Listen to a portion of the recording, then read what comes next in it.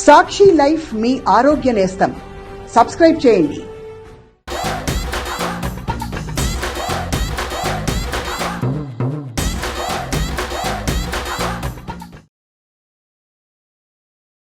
నమస్తే, welcome to garam garam వార్తలు. ఎట్లున్నారు అందరూ? అంత మంచేనా? చలో వార్తలు చూసేటందుకు అందరూ టీవీల ముందు కూర్చున్నారు కదా, మరెందుకు ఆలస్యం? వార్తలు చూసే ముందు హెడ్లైన్స్ చూద్దాం పారి.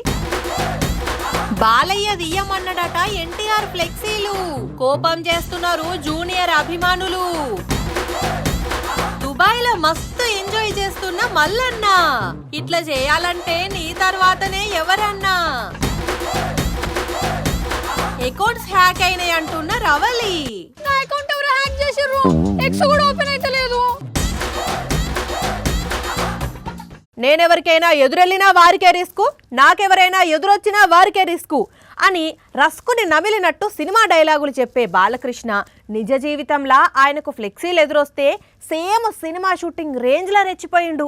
మరి ఆ ఫ్లెక్సీలు ఇంట్లో మనిషియే అని తెలిసినా నాకు బీపీ వస్తే ఏపీనే వణుకుద్ది అన్న రేంజ్లో వార్నింగ్ ఇచ్చినంత పని చేసిండు.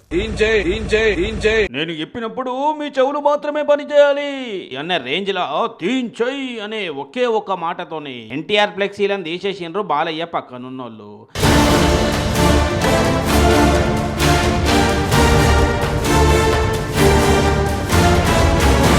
మరి పెట్టిన ఫ్లెక్సీలను తీస్తారేమో కానీ పెట్టిన పేరును పెరిగిన తీరును పెంచుకున్న అభిమానుల్ని ఎవరు తీసేయలేరు కదా.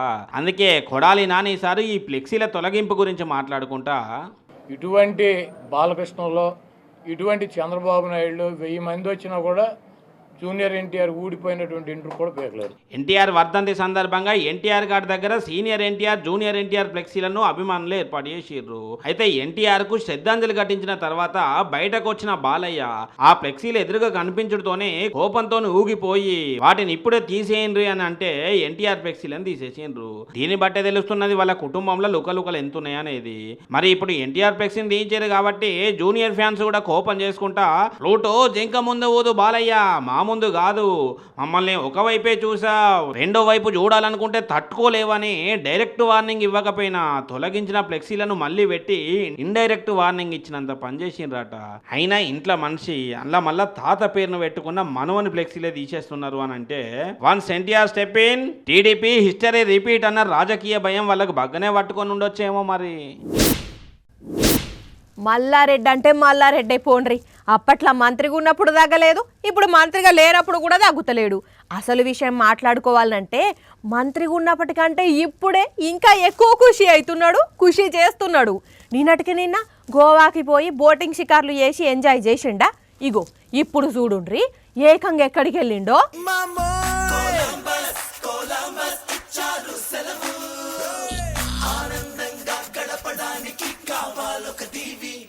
ఎత్తైన బిల్డింగ్ల మీద ఎంజాయ్, అద్దాల మీదకెళ్ళి నడుచుడు, ఫోటోలకు ఫోజులు ఇచ్చుడు, ముసి నవ్వులు, షేక్గా ఎంజాయ్ చేస్తున్నాడు మళ్ళీ కాక. ఇంతకు ఎక్కడ తిరుగుతున్నాడో? ఈ బిల్డింగ్లన్నీ ఎక్కడనో తెలుసా? దుబాయ్ బుర్జ్ ఖలీఫా, డిజెట్ సఫారీ, దుమ్ము లేపే హోటళ్లు, మెరికల్ గార్డెను, దుబాయ్ ఆర్చి, ఒక్కటనేంది దుబాయ్ను మొత్తం రౌండప్ చేసి కన్ఫ్యూజ్ చేసి వస్తున్నాడు. అగ చూడరాదుండ్రి ఎంత బ్రహ్మాండంగా ఫోజులు ఇస్తున్నాడో ఫోటోలకు.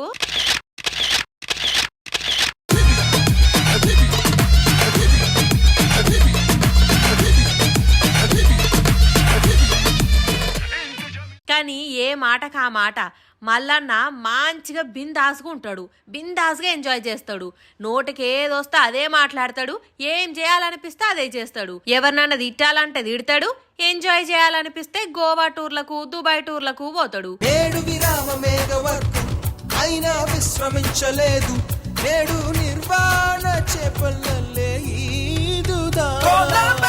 మళ్ళా దుబాయ్ నుంచి వచ్చినాక ఏ సింగపూర్కో, ఏ అమెరికానో, ఆస్ట్రేలియానో పోతాడు. అక్కడెంత ఎంజాయ్ చేస్తాడో తెలియదు గాని ఇప్పుడైతే దుబాయ్లో ధూమ్ ధామ్ చేస్తున్నాడు. అట్లుంటది మరి మల్లన్న అంటే.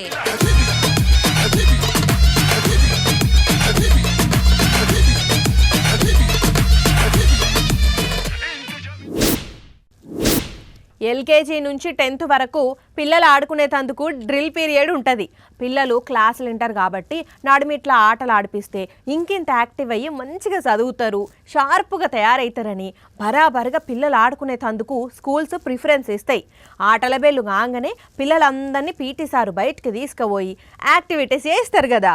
అయితే ఇక్కడ మాత్రం ఇట్లుంటుంది.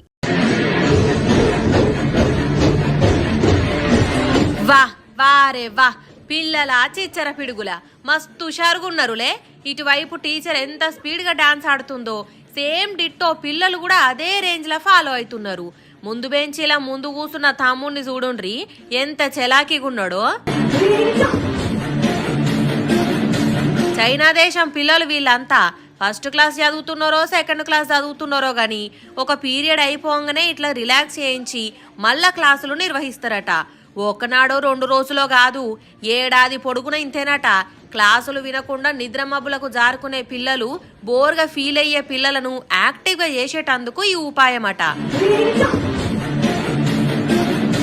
మెదడు తెలివిగా తయారైతుందని ఇసోంటి యాక్టివిటీస్ చేయిస్తారట.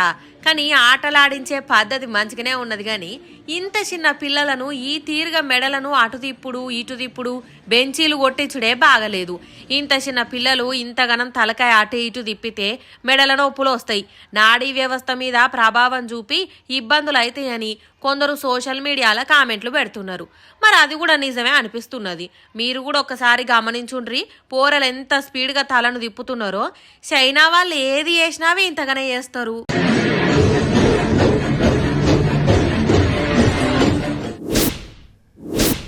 ట్రాఫిక్లా గ్రీన్ సిగ్నల్ పడ్డప్పుడు బండి ఆగిపోయినా, లేకుంటే ట్రాఫిక్లా నడి రోడ్డు మీద బండి ఆగిపోయినా అంతా ఆగమాగం టెన్షన్ ఉంటుంది.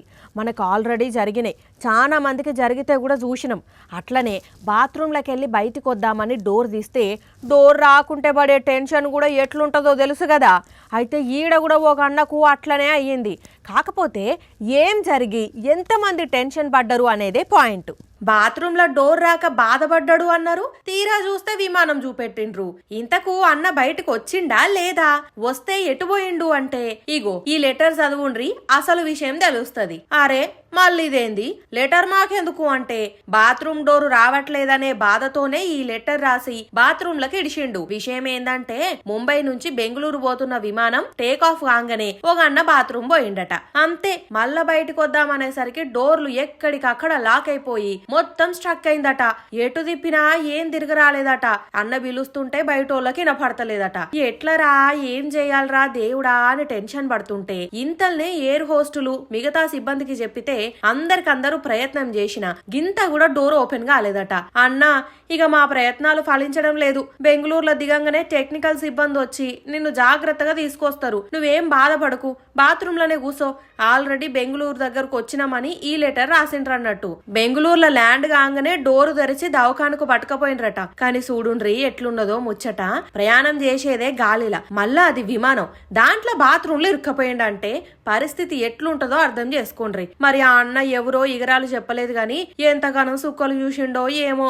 ఈసారికి వెళ్ళి బాత్రూమ్ అంటేనే భయపడేటట్టున్నాడు. పోన్రి. 2024 కొత్త సంవత్సరంలా ఏదైనా మిరాకిల్ ఉన్నదా అంటే అది వాళ్ళ మా రవలి స్కిట్ చేసుడే. అదేంది అంటారా, మరి దినం తప్పించి దినం ఆఫీస్కి వచ్చే మా రవలి ఇవాళ వరుసగా 2వ రోజు వస్తుందట. మరి ఏం వార్త తెస్తుందో ఏం స్కిట్ చేస్తుందో చూద్దాం. ఈ మధ్య రీల్ చేయక మస్తు రోజులైతుంది. ఏదైనా రీల్ చేసి అప్లోడ్ చేస్తే బాగుంటది. ఏ రీల్ చేద్దాము? గుంటూరు కారం అయితే మస్తు గరం గరం ఉంటది. ఆ కార్ మీద పెట్టి చేద్దాం రీల్.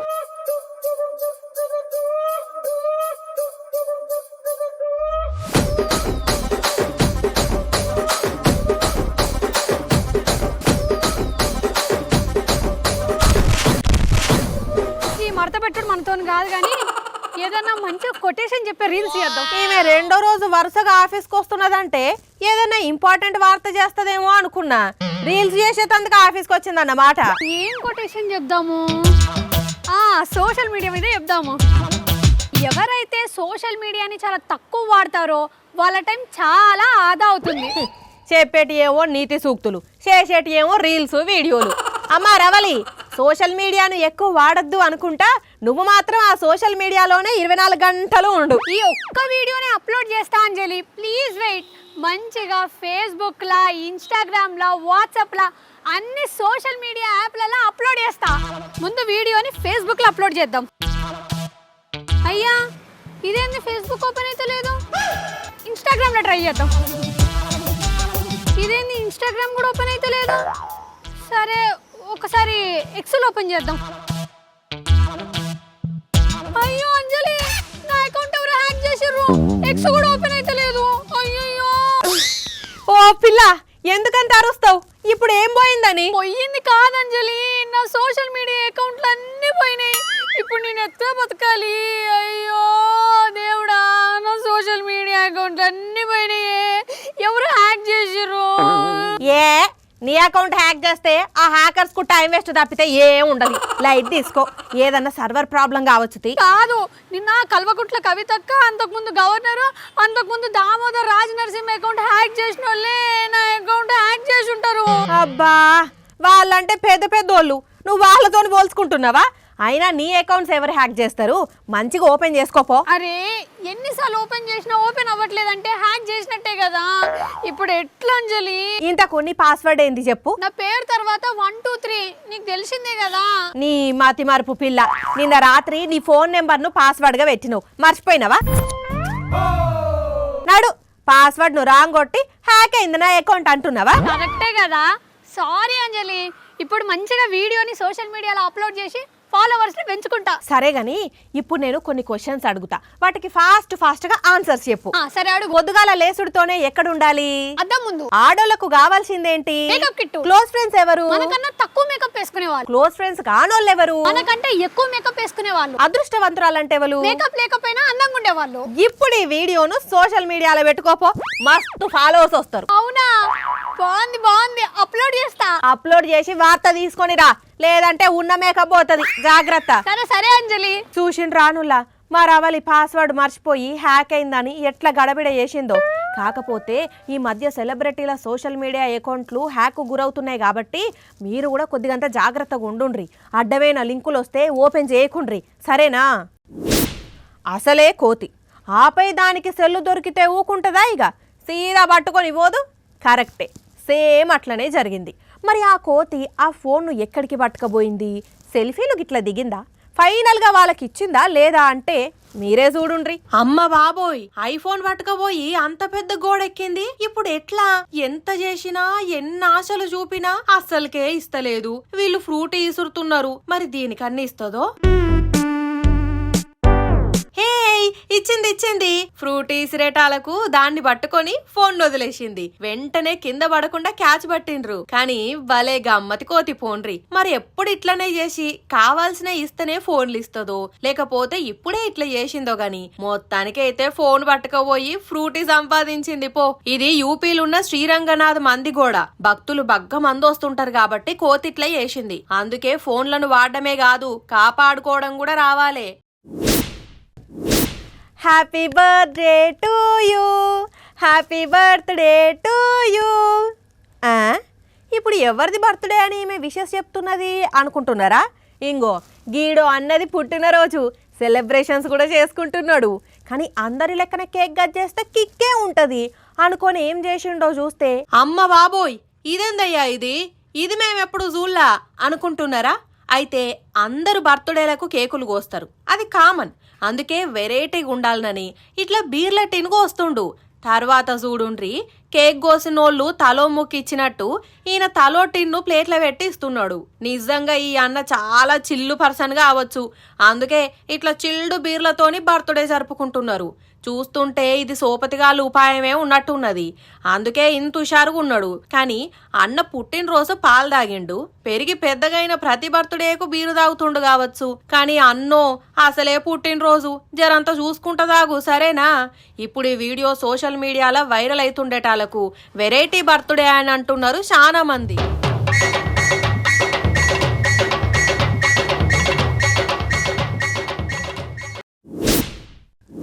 ఇక ఇవి మరి ఇయాల్టి గరం గరం వార్తలు.